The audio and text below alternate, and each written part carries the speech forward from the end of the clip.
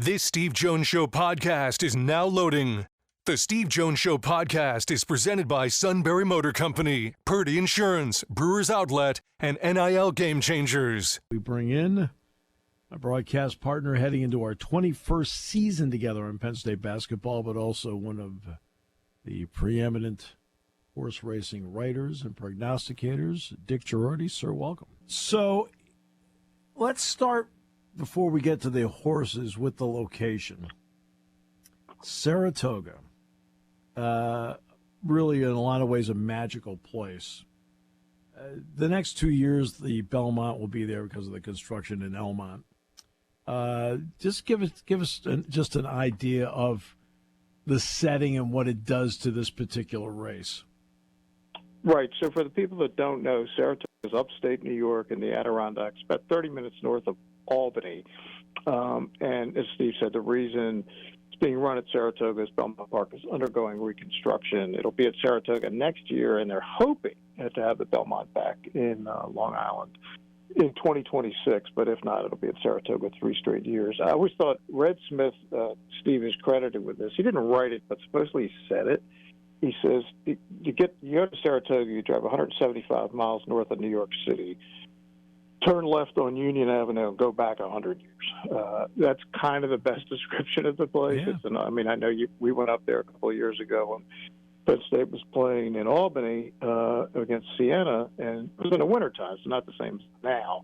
But all these old Victorian homes, and the racetrack is the oldest sporting venue in America. It opened in 1863. And just an historic town. And during the race meet, horses have the right of way on the street. In cars, nope, not you. Horses get to move around. So it's like that. Typically, the meet is late July till Labor Day, and this year we have this 4-day Belmont Stakes Racing Festival, which actually started yesterday and continues to Sunday. With the two big days are today and then tomorrow. Tomorrow's like a mini Breeders' Cup. Culminating with the Belmont Stakes a little before 7 o'clock tomorrow night. Well, when they run at Belmont Park, it is once around because it's a huge track. It's 1.5 miles. What's the setup at Saratoga for this? Do they have to go by the grandstand twice? I mean, how does this set up? Right, so they'll actually start this race at the 8th pole. It's 1.25 miles, not 1.5 miles, because 1.5 miles just doesn't work with the configuration. Unlike Belmont Park, which, as you said, is 1.5 miles oval, Saratoga is 1 mile and 1/8 oval. So they'll start at the 8th pole, run to the finish line, and then have another 1.1 miles, which you can add up to 2/8. That's 1.25 miles. So it's the same distance as the Derby and the Travers, which is the marquee race in the summertime at Saratoga. That's the big difference. We're talking 440 yards shorter than the typical Belmont, which in the life of a racehorse is about 30 seconds or so. Right. Okay, so this is one where both the Derby and the Preakness winner happen to be in it. Yep. And neither one's the favorite. Sierra Leone is the favorite. When you see, I mean, odds are odds, but what puts Sierra Leone maybe in a better position in this race than the other two? 10 of the last 20 Belmont winners are horses that ran in the Derby, did not run in the Preakness, then came back to win the Belmont. So the reason Sierra Leone, two reasons, obviously. His race record is very good. But he's had the 5-week rest where Mystic Dan, who won the Derby, obviously ran on in the Preakness, ran second. And Seize the Gray, who won the Preakness, he actually ran on Derby Day. He won another race on the undercard, the Pat Day Mile. So this is their 3rd race in 5 weeks, where Sierra Leone, it'll be his 2nd. And that, in this sport, is a gigantic edge. And if you remember, Steve, Sierra Leone loses by a nose. And the reason he lost by a nose is because the jockey didn't get him to run straight. Right. He kept trying to turn left and bouncing it. He ended up bouncing into Forever Young over and over again. So they've changed the bit. They've changed the riders, and they're thinking he'll run straight this time. And he's 2 noses from being undefeated. He's not a cinch by any means, but he's the logical favorite. With Flavian Pratt now aboard, I mean, he's one of the top jockeys in the world. He is. He's my favorite big race guy. And Tyler Gaffalione, who rode him in the Derby, made a mistake that you just can't make. the trainer had told him, he first started riding the horse before the Risen Star Stakes at the Fairgrounds in New Orleans, and said, look, when you come into the stretch, the horse likes to turn left. So make sure you have the whip in your left hand, and you hit him a couple of times. So he moves to the right. He did that in the first two races, and he forgot to do it in the Derby. And by the time he finally pulled out his whip, if you remember, it was too late because the other horse was right next to him. There was you couldn't use the whip. Yeah. So Chad Brown said, I don't think you're riding this horse again. So they changed to Pratt, changed the bit. We'll see if that's enough to get him over the finish line. And Tyler Gaffalione changed horses too. We ended up on Protective, Todd Pletcher's horse in this race. All right. So then there's he'd be interesting to see if he gets near Sierra Leone and how that works out. Yeah, well, he knows how the horse operates. At least he's supposed to. He does. Right. Yes, he does. Mystic Dan sees the gray. Sees the gray goes from the 1. Mystic Dan from the 3. What do you like about each? What don't you like about each? Sees the gray. I mean, it surprised me in the Preakness that he was able to get the lead that easily. I think he's going to get the lead again. I don't see a lot of other speed. There's some. There's no reason not to go from the 1 post. Just go. And if that was real, if he's going to do that again, then he's got a chance to win. And the price is probably, people aren't going to believe it, so the price is still going to be okay. Of the two of them, I would say Mystic Dan is the one more likely to run well because he's a two-way horse, meaning he can run near the front, he can run mid-pack, he can run really anywhere. He can run to the front. And I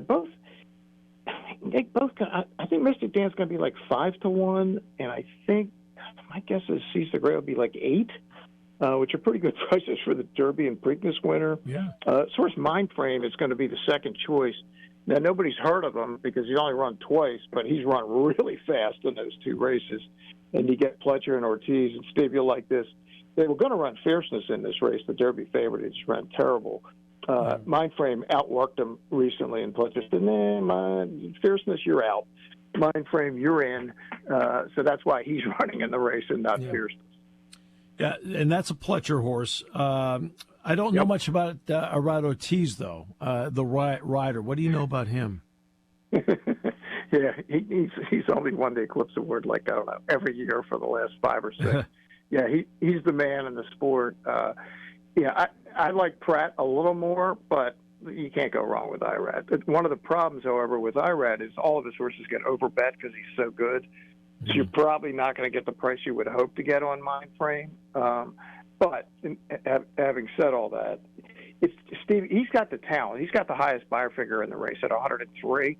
It's just he's only raced twice, and he's in against legitimate horses. I mean, you're talking the Derby winner, the Bluegrass winner, the Preakness winner. These are really good horses. Yeah. So he's like the high school player starting his first college hoops game, right? Is he going to be ready in this circumstance? The talent's there. Will it happen? It could. I mean, he's that good. Is there anybody that right now is double digits to 1 that has a shot at being in there? Honor Marie, the 8. Put a line through his Derby, finished 8th, had no chance, just totally sandwiched at the start, was taken completely out of the race. And I've said this a few times to people. I said he ran an heroic 8th. It's like whatever could go wrong did go wrong.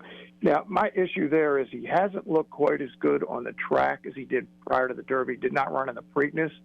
But given the price that he's going to be, I think he's a must-use just on the chance that he can come back to his Louisiana Derby second when he was only beaten a length by Catching Freedom. You know, he ran 4th in the Derby, 3rd in the Preakness, so that's legitimately good form.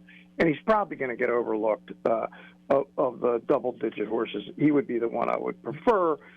Although Resilience, I think, will probably outrun his odds. Antiquarian as well won the Peter Pan. Those are all horses going to be in the double-digit area. You always like to look at horses the next 100 yards after the finish line. In the Derby and the Preakness, who look good the next 100 yards after the finish line? Yeah, I actually thought Mystic Dan kept running. I thought he kept trying in the Preakness. It's just the circumstance were against him. And even though he was probably going to get caught in a couple more yards in the Derby, it wasn't like he was totally collapsing either. I think it was more those horses were just rolling. So yeah, I think he looked good, and I'm a little partial to his trainer. He's been a friend for 20 years. Kenny McPeak's a really good guy who's now has a career Triple Crown, and I'm hoping he gets a shot at the Hall of Fame. He's won 2,000 races, and now he's won a Derby, a Preakness, and a Belmont. And as you know, Steve, he's the first trainer since 1952 to win the Kentucky Oaks and the Derby on the same weekend. Yep. So that's a Hall of Fame resume in one weekend. Yeah, exactly. So how do you want to play it at Saratoga? And by the way, how tough is the ticket at Saratoga? Impossible. Yeah. I mean, as soon as they went on sale, they were sold out in no time. I'm told that there's no restaurant reservations at all. Forget it since like Wednesday, and you can't get a hotel room at 30 miles of Saratoga. You got to go at least Albany on the south and probably Lake George to the north to have any chance at all to get a hotel room. I'm going to key Honor Marie. It's a bit of a stretch because the horse doesn't have a lot of pop, and I'm a little concerned with what I'm seeing, but just the price is going to be right. So I'm going to key the Honor Marie with Mystic Dan, Sierra Leone, and Mindframe, meaning I'm going to use them first and second, Steve, and Exactas, and just hope that one of those long shot Exactas comes in. That was kind of my backup plan in the Derby, to key Sierra Leone with like 3 or 4 horses, including Mystic Dan. I like Fierceness the best. I was going to bet him to win and then bet those Exactas, but I ended up, I was playing a contest. I had no bankroll by the time, so I couldn't do it. Right. But it was just you always need extra backup plans, and that's kind of the plan I have here. I actually found this race the hardest of the 3 to get a sense of it, which is unusual. The Derby, I thought I understood it perfectly. I did until Fierceness just ran terrible. Right. I don't have any particular explanation for that, but he was where I thought he'd be. I didn't think the field was very much, but major credit to Mystic Dan and Kenny. Great ride by Brian Hernandez, and he was the best horse on the day. Why is this one the toughest one? Since now at least we have more. I know Honor Marie doesn't have much of a resume, but the others have resumes. Yeah. I can't get a great sense, Steve, of how the race is going to be run. I think Seize the Gray is probably going to be in front again, but there's a chance Mindframe could beat him to the first turn because he's that fast.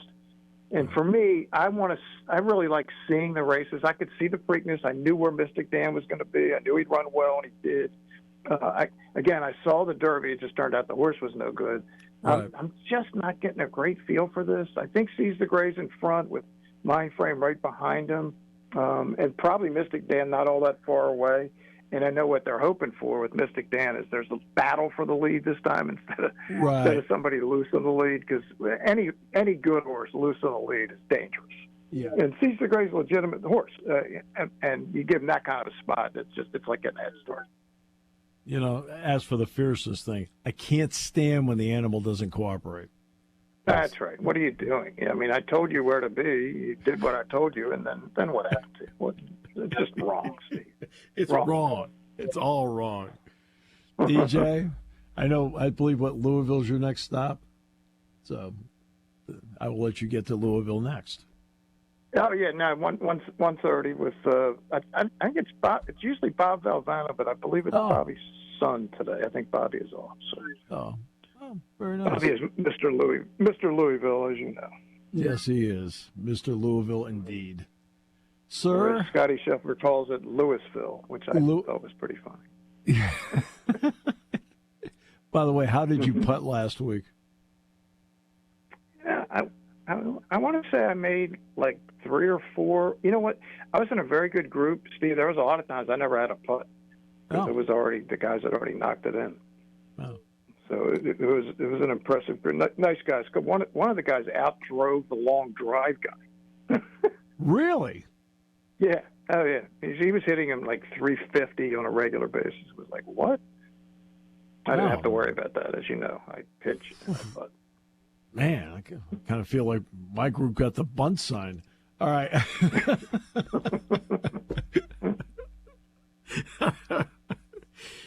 Dick, thanks as always. Appreciate it. Yes, sir. All right, Steve. We'll talk to you soon. See you, pal. The great Dick Jerardi.